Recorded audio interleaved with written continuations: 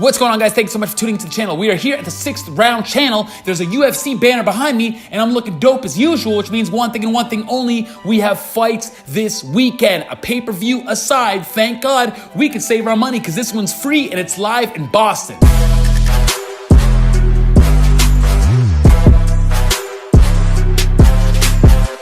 We're going to start this card off in the middle of the pack, starting with a huge heavyweight clash between former NFLer and a big notable rising star in the UFC. We are talking about Greg Hardy, and he is going up against new UFC fighter Ben Cizzoli.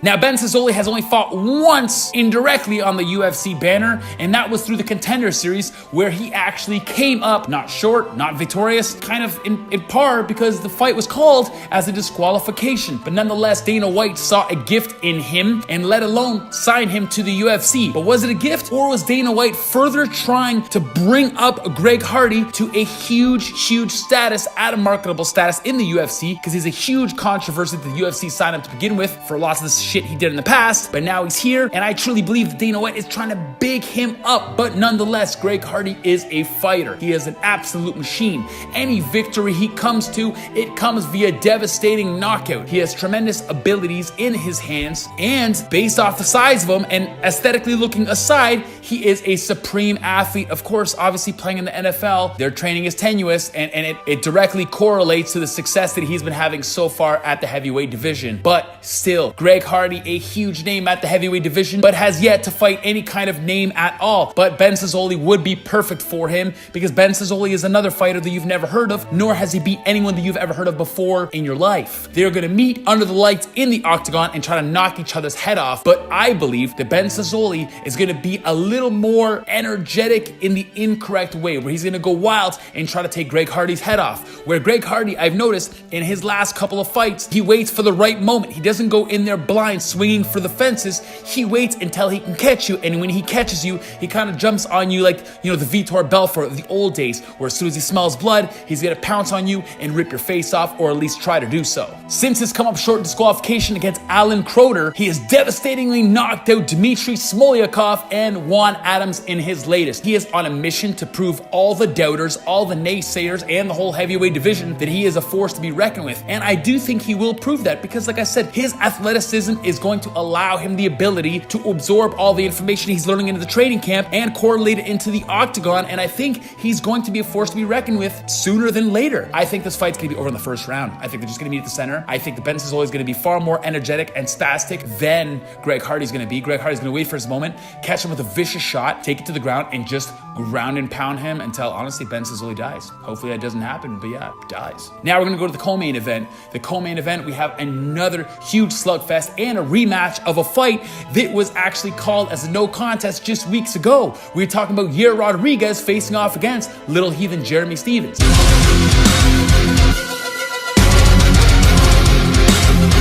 Now, Little Heathen Jeremy Stephens, I went through this fight before, but he's got a fire under his ass. And man, does he have the scariest knockout power there is. And he has an amazing cardio tank for the type of energy that he throws out in his arms. You'd figure he'd fatigue, but no. Every punch has serious death-defying power behind it, and should be weary of that, especially you, Yair Rodriguez. Yair Rodriguez is a fantastic martial artist as well. But the fact that he likes to showcase his crazy style sometimes leads to inefficiencies and mistakes. His wildness gets carried away, and he's open for these big bombs I think that Jeremy Stephens could bring. Jeremy Stephens, although he has these big bombs, he is a far more tenured, far more of a veteran than Yair Rodriguez, and he's far more calm. I know that sounds bizarre, but it's going to be one of those things too. When he smells blood, he's going to kill you. He's going to wait for that moment. He's not going to go in there with his eyes closed, swinging for the fences against a guy like Yair, who's significantly longer. And obviously the keys to victory here is for Yair Rodriguez to utilize his leg kicks, because that's where he is longer.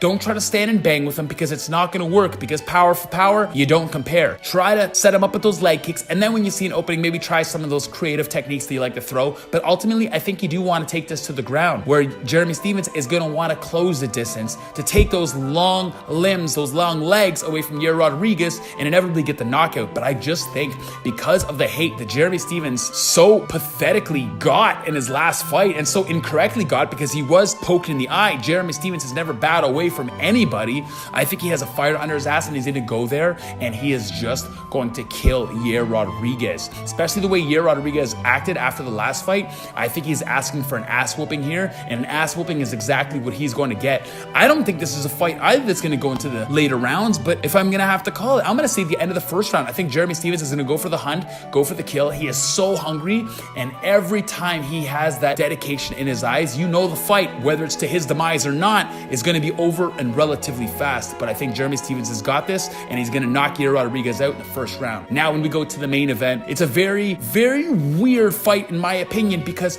we have longtime light heavyweight fighter and new light heavyweight contender in Dominick Reyes fighting previous middleweight champion and new, hear that, new light heavyweight fighter in Chris Weidman.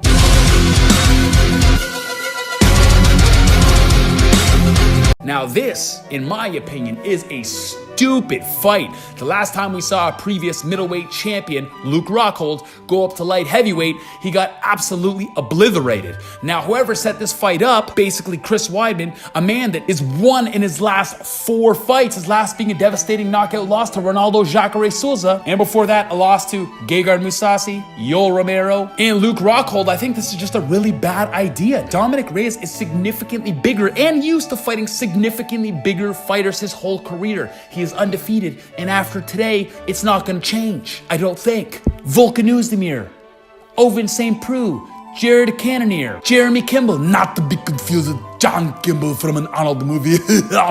Okay, you're listening? Great. But these are fighters that are significantly bigger than anybody that Chris Weidman's ever faced. Yes, Chris Weidman is an elite wrestler, but hello, Dominick Reyes is used to wrestling with these phenomenal, much larger wrestlers. OSP is huge, perhaps the biggest light heavyweight fighter there is, including John Jones. And Dominick Reyes ran through him. So Chris Weidman, obviously your keys to victory here is you're gonna have to try to use your wrestling. I don't think it's gonna work. I don't think you have a chance in hell. But if you do have any type of chance in hell, the chance is to take it to the ground and use the strength that you're best known for, and that's your pressure and your wrestling. Dominick Reyes, keys to victory here is, shoot, I think he can win this anywhere, but obviously keep it at a distance. Use your long limbs, outstrike Chris Weidman. This is even one of those things where his keys to victory can be wherever the hell he wants, because I've seen him in close grappling fight with OSP pretty much the whole fight, and he was completely dominant, and I just don't think Chris Weidman has the tools to really defeat Dominick Reyes. I'm sorry, but it's true. But Dominick Reyes, if you want to play this smart, keep it at a distance, outstrike Chris Weidman, and just pretty much bully him. Put the pressure on, keep throwing strikes, and let Chris Weidman know that he's far too small for the division. Sorry, buddy, but I got my boy Dominick Reyes winning in the second round. Finish. Maybe a TKO as well, but I think it's going to go to the second round. I think they're going to play the distance a little bit, but I think real fast, Chris Weidman is going to realize, it could even be over in the first round, that he is far too small and doesn't belong in that division, and his wrestling is not going to outdo the strength that half of these light heavyweights have. So good luck to you, sir. Anyways, guys, thanks so much for tuning to the channel. I love y'all. Make sure to leave a like, dislike, doesn't matter, a comment, both negative or positive, doesn't matter. Feedback is feedback, content is content, engagement is engagement. Thanks so much. Share it to all your friends, fans, enemies. It's all good to me, bro. Love y'all. See you soon. P.S. I'm wearing the Raptors hat because it's back to Raptors season, and hopefully the defending champs can defend and win again. Okay, this isn't a basketball vlog. Peace.